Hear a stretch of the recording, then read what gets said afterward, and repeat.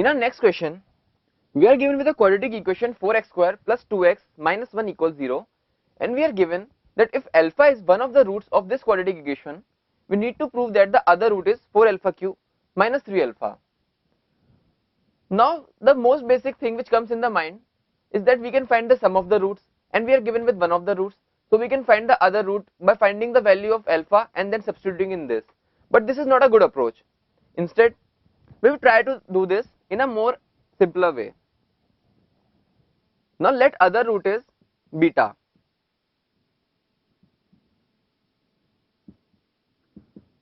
From sum of the roots, we know that alpha plus beta is equal to minus half and alpha beta equals minus 1 by 4.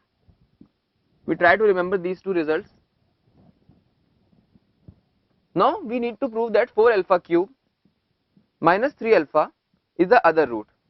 We try to convert this other root in simpler form. We write this 4 alpha cube as 4 alpha into alpha square and keep the minus 3 alpha term as it is. Now since alpha is the root of this quadratic equation, we have 4 alpha square plus 2 alpha minus 1 equals 0. So we get the value of 4 alpha square as 1 minus 2 alpha. So here substituting the value of 4 alpha square, we get alpha into 1 minus 2 alpha minus 3 alpha. Hence this is equal to minus 2 alpha square minus 2 alpha, which we can again write it as minus half times 4 alpha square plus 4 alpha.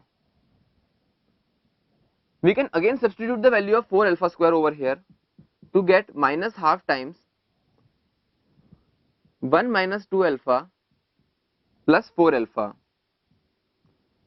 which becomes minus half times 1 plus 2 alpha, which is equal to minus half minus alpha.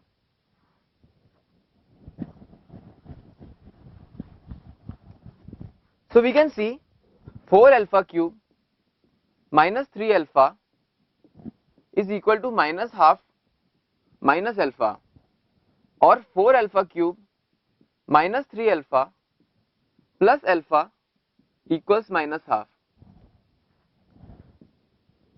Also we know that from this equation alpha plus beta equals minus half. So on comparing these two equations, we get beta is equal to 4 alpha cube minus 3 alpha, and we know that beta we have taken to be the second root. So we have just proved that 4 alpha cube minus 3 alpha is the second root of the quadratic equation.